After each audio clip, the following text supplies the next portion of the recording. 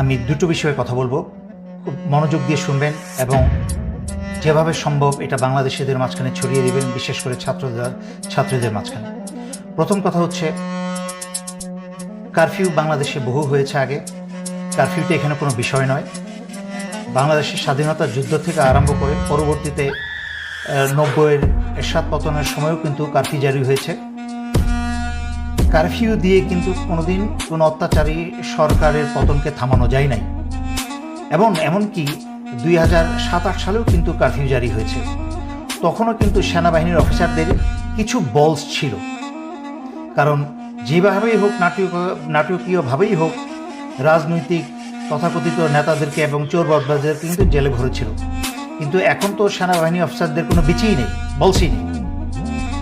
এবং বর্তমানে সেনাপ্রধান, গত লাইভে আমি ভদ্রভাবে ওনাকে বলেছিলাম দেশ এবং জনগণের পাশে দাঁড়াতে।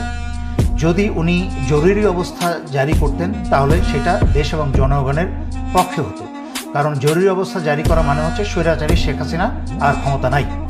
কিন্তু আমি যতদূর শুনেছি কারফিউ জারি করা হয়েছে। এর পিছনে ছোট্ট করে আমাকে একটু ব্যাকগ্রাউন্ড বলতে হয়। এই বর্তমান সেনাপ্রধান জেনারেল ওয়াকার স্বৈরাচারী শেখ হাসিনা আত্মীয়।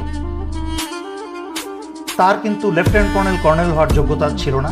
ওনার শ্বশুর সেনাপ্রধান হয়েছিলেন, সেই সুবাদে স্টাফ কলেজ করে এদিক ওদিক করে ওনাকে আমি অনেক অল্প বয়স থেকে, মানে মেজর অবস্থা থেকে ওনাকে আমি চিনি।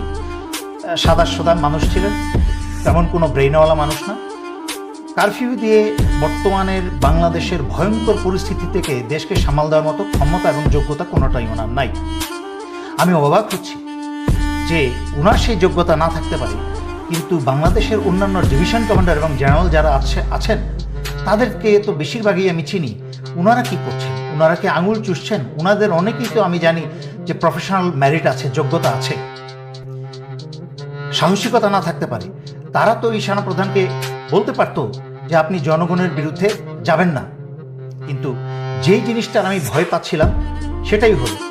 আমি জানতাম যে স্বৈরাচারী শেখ হাসিনার সর্বশেষ শয়তানি হবে দেশে একটা গৃহযুদ্ধ লাগিয়ে দিয়ে যেতে। সে পালানোর আগে দেশে একটা গৃহযুদ্ধ লাগিয়ে দিয়ে যাবে, এবং এই গৃহযুদ্ধে করবে কি, সশস্ত্র বাহিনীকে জনগণের শত্রু বানিয়ে দিয়ে যাবে। দেশে যেন জনগণ এবং সশস্ত্র বাহিনী ইউনিফর্ম এবং জনগণের মাঝখানে রক্তারক্তি হয়, এবং এই সুযোগে স্বৈরাচারী শেখ হাসিনা তার দলবল নিয়ে পালাতে পারে। তার চেয়েও ভয়ঙ্কর অবস্থা হচ্ছে যে আমি অত্যন্ত বিশ্বস্ত সূত্রে খবর পেলাম যে ভারতের বাংলাদেশে শতখানিকের উপরে কিলার ঢুকিয়েছে। ঠিক যেভাবে বিডিআর হত্যার সময় বাংলাদেশে প্রবেশ করানো হয়েছিল, সেইভাবে বাংলাদেশে রয়ের কিলারদেরকে প্রবেশ করানো হয়েছে। শুধুমাত্র বেছে বেছে শনাক্ত করে ছাত্র নেতাদের এবং অন্যান্য নেতাদেরকে তারা টার্গেট করে হত্যা করার জন্য ছাত্রলীগ, যুবলীগ, পুলিশ এবং রয়ের সেই সব খুনি মিলে যা হয়েছিল 2009 সালে বিডিআর হত্যার ঘটনা। এবং আশ্চর্যজনক মিল পাবেন, 2009 সালে এই বর্তমান সেনাপ্রধান 46 ব্রিগেডে তখন তার পোস্টিং ছিল। তাকে আদেশ করা হয়েছিল বিডিআর 1 নম্বর গেটটাকে অস্ত্র লাগিয়ে গেটটাকে উড়িয়ে দেওয়া, যেন সেখান থেকে সেই গেটের মাধ্যমে সেনাবাহিনী ঢুকে অপারেশন চালিয়ে বিদ্রোহীদের দমন করতে পারে এবং সেনা অফিসারদেরকে উদ্ধার করতে পারে। কিন্তু যখন এই জেনারেল ওয়াকার তখন অস্ত্র তাক করা এবং নিশানা করা সব কিছু প্রস্তুত হয়ে গিয়েছিল, হঠাৎ করে একটা ফোন আসে। সেই ফোনটা আর কেউ না, অবসরপ্রাপ্ত জেনারেল তারেক সিদ্দিকীর কাছ থেকে সেই ফোনটা আসে। তাকে বলা হয় অস্ত্র গুটিয়ে নিয়ে সেনানিবাসে ফেরত যেতে। তখনই সে সেনাপ্রধান কারোর আদেশ শুনে নাই, সেনানী বাহিনীর কোনো আদেশ শুনে নাই। সে জেনারেল তারেক সিদ্দিকী সরাসরি আদেশ শুনে চেইন অফ কমান্ড ভঙ্গ করে সে জেনারেল তারেক সিদ্দিকীর আদেশ শুনে অস্ত্র গুটিয়ে সেনানিবাসে চলে যায়, যার ফলে 57 জন সেনাবাহিনীর অফিসারদেরকে ভারতের এবং আওয়ামী লীগ মিলে হত্যা করতে সুযোগ করে দেওয়া হয়। সেই একই কাজ এই জেনারেল ওয়াকার আবারও করছে।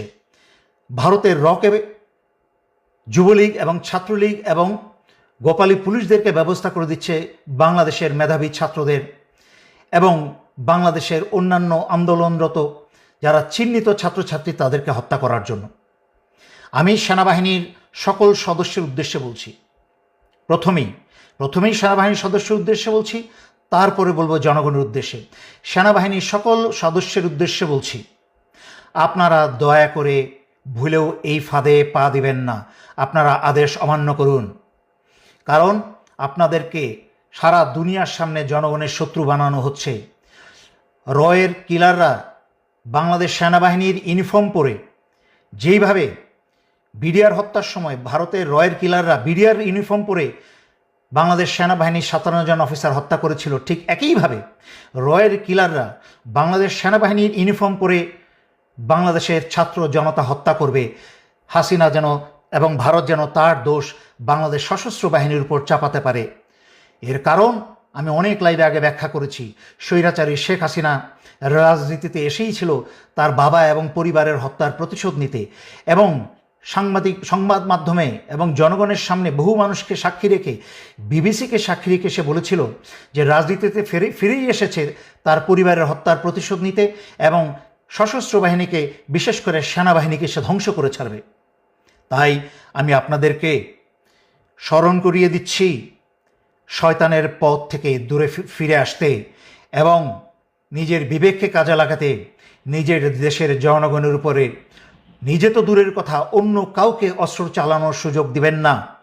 আপনারা কারফিউ থেকে জরুরি অবস্থায় ফিরে যান। সেনাপ্রধানকে প্রয়োজন আপনারা অস্ত্র ধরে বসেন। আপনারা কেউ এই কারফিউতে যাবেন না। আপনারা ক্ষমতা হাতে নিয়ে নিন, দেশের দায়ভার আপনারা ক্ষমতাভার হাতে নিয়ে নিন, যেন বাংলাদেশের জনগণকে কেউ হত্যা করতে না পারে।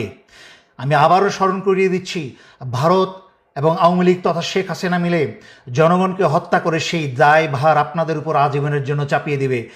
সর্বশেষে বাংলাদেশ সশস্ত্র বাহিনীকে পঙ্গু করে ধ্বংস করে দিয়ে যাবে সে যাবার আগে। আর জনগণের উদ্দেশ্যে বলছি, আপনারা কারফিউ জারি করার পরে সংঘবদ্ধভাবে সবাই যার যার এলাকায় একটা শক্তিশালী অবস্থানে যাবেন। কোনো অপরিচিত মানুষকে আপনাদের মাঝখানে প্রবেশ করতে দিবেন না।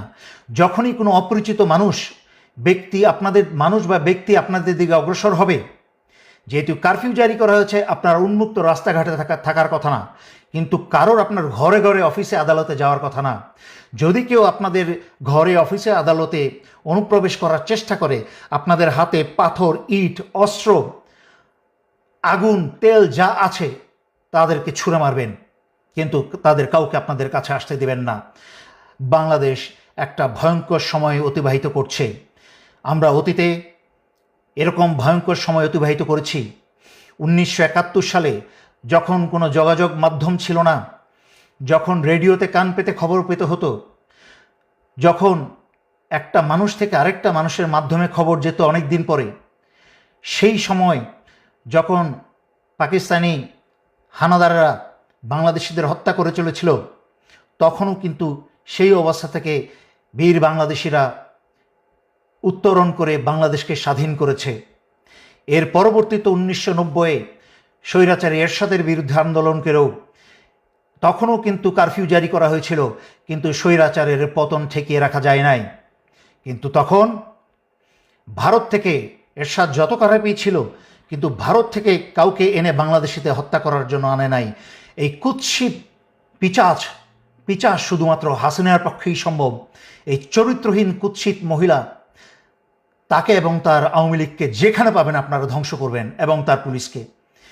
আমি আর কথা লম্ব না করে সশস্ত্র বাহিনীর প্রতিটা সদস্যকে আমি স্মরণ করিয়ে দিচ্ছি, বাংলাদেশে গৃহযুদ্ধ লাগাতে যাচ্ছে স্বৈরাচারী শেখ হাসিনা। সমস্ত গণহত্যার সমস্ত দায়ভার আন্তর্জাতিক মিডিয়াতে, দেশে বিদেশে সব জায়গায় আপনাদের উপরে আসবে, যেহেতু ভারতীয়রাও বাংলাদেশের সশস্ত্র বাহিনীর ইউনিফর্ম পরে জনগণকে হত্যা করার চেষ্টা করবে। আপনারা এখনই সচেতন হয়ে যান, সরকারকে উৎখাত করুন, যুবলীগ, ছাত্রলীগ সব জেলে ভরুন, এবং বাংলাদেশ থেকে রকে গুলি মেরে মেরে রাইফেলের বাট দিয়ে আঘাত করতে করতে আপনারা দেশ থেকে বের করুন। দেশের সার্বভৌমত্ব এবং স্বাধীনতা এবং অধিকার আবার বুঝে নিন। দেশের জনগণ ভয় পাবেন না। সমুদ্রে পেতেছেন শয্যা, শিশিরে কি ভয়, রক্ত দিয়েছেন, হার মানবেন না। যদি এখন হার মেনে যান, রক্ত যা দিয়েছেন সব পানিতে জ্বলে যাবে। মনে রাখবেন, যারা রক্ত ঝরায় তারা ইতিহাস পরিবর্তন করে।